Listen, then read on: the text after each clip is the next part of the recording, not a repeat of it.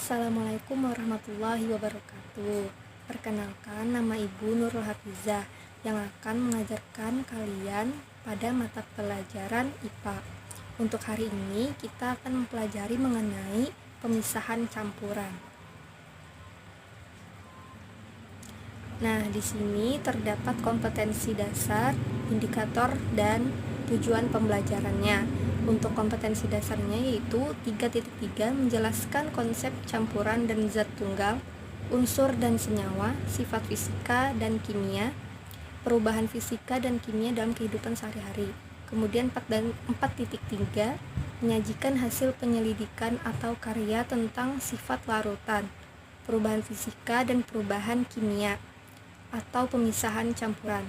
Lalu adapun indikatornya yaitu 3.3.1 menjelaskan perbedaan metode pemisahan campuran, lalu menerapkan salah satu metode pemisahan campuran dalam kehidupan sehari-hari.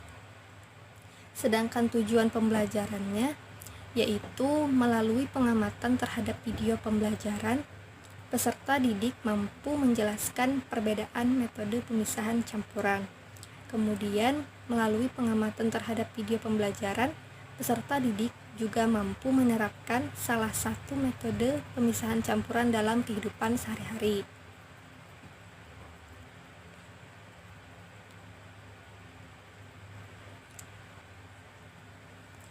Nah, di sini kita akan mempelajari mengenai pemisahan campuran. Jadi, campuran merupakan materi yang tersusun dari dua jenis zat yang murni atau lebih dan masih memiliki sifat-sifat dari zat penyusunnya.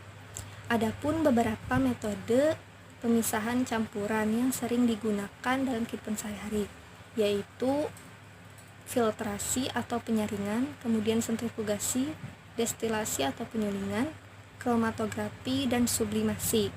Nah, untuk hari ini kita akan mempelajari 3 metode pemisahan campuran saja, yaitu filtrasi, sentrifugasi, dan destilasi. Jadi, yang pertama, filtrasi adalah metode pemisahan campuran yang digunakan untuk memisahkan cairan dan padatan yang tidak larut berdasarkan pada perbedaan ukuran partikel zat-zat yang bercampur. Nah, contohnya itu misalkan kita menyaring air yang bercampur pasir, lalu disaring menggunakan kertas saring, sehingga pasirnya itu akan tertinggal di kertas saring. Nah, itulah contoh dari filtrasi. Selanjutnya, mengenai sentrifugasi. Nah, metode ini sering dilakukan sebagai pengganti filtrasi bila partikel padatan sangat halus dan jumlah campurannya juga lebih sedikit. Nah, untuk metode ini digunakan secara luas untuk memisahkan sel-sel darah dan sel-sel darah putih dari plasma darah. Nah, dalam hal ini padatan adalah sel-sel darah dan akan mengumpul di dasar tabung reaksi. Nah, sedangkan plasma darah berupa cairan yang berada di bagian atasnya. Nah, bisa dilihat ini alat untuk sentrifugasi untuk memisahkan sel-sel darah dan juga sel darah putih, sel darah merah dan sel darah putih maksudnya. Nah, yang ketiga yaitu destilasi. Untuk metode ini yaitu metode pemisahan campuran zat cair dari larutannya berdasarkan perbedaan titik didih. Nah, jika larutan dipanaskan, maka komponen titik didihnya yang lebih rendah akan menguap terlebih dahulu. Nah, dalam kehidupan sehari-hari, proses penyulingan atau destilasi ini digunakan sebagai pemisahan air tawar dan air laut. Nah, atau pembuatan etanol atau alkohol dan proses pemisahan minyak bumi. Nah, dari slide ini bisa dilihat contohnya bagaimana metode pemisahan campurannya menggunakan destilasi.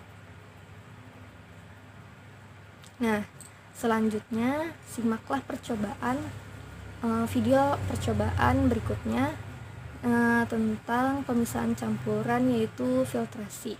Baiklah, hari ini Ibu akan melakukan sebuah percobaan mengenai salah satu metode pemisahan campuran, yaitu filtrasi. Bisa dilihat alat dan bahannya. Nah, untuk yang pertama kita siapkan dulu alat dan bahannya, seperti gelas ukur 250 ml, kemudian gelas kimia 250 ml, lalu labu Erlenmeyer 2 buah 250 ml, kemudian corong kaca, dan bahannya seperti kertas saring dan juga air yang keruh. Yang kedua, kita masukkan air yang keruh ini ke labu Erlenmeyer 1.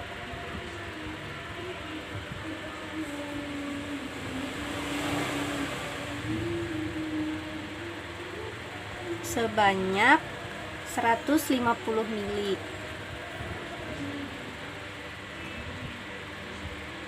Kita tunggu airnya hingga turun ke bawah.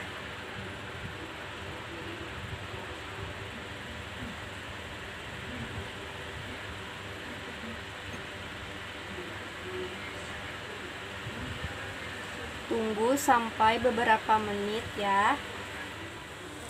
Nah, sambil menunggu airnya turun, selanjutnya kita masukkan air keruh yang ini sebanyak 150 ml ke labu Erlenmeyer 2.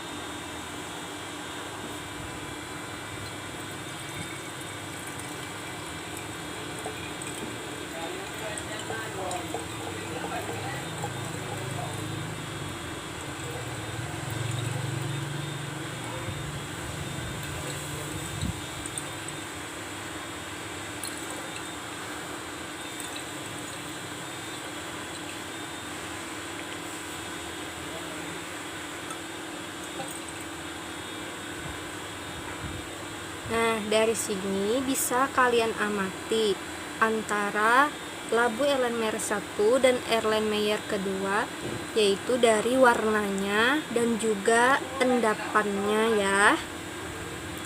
Bisa dilihat ya, warnanya yang Erlenmeyer 1 lebih jernih, sedangkan Erlenmeyer 2 lebih keruh. Nah, sambil airnya turun semua, kita masukkan yang labu Erlenmeyer 2 ini ke gelas ukur, yang mana tujuannya kita bisa melihat ukuran yang lebih akurat mengenai endapan pada air ini.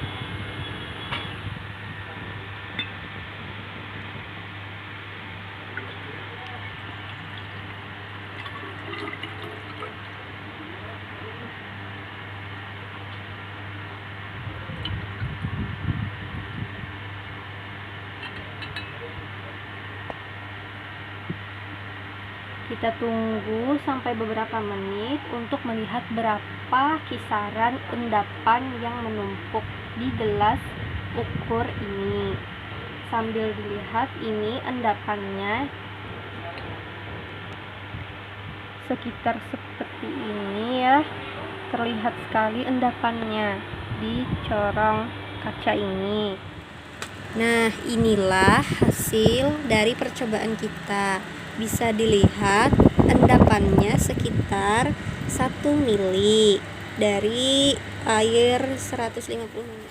Nah, selesailah sudah percobaan kita hari ini. Terima kasih atas perhatiannya. Salah hilap mohon maaf. Wassalamualaikum warahmatullahi wabarakatuh.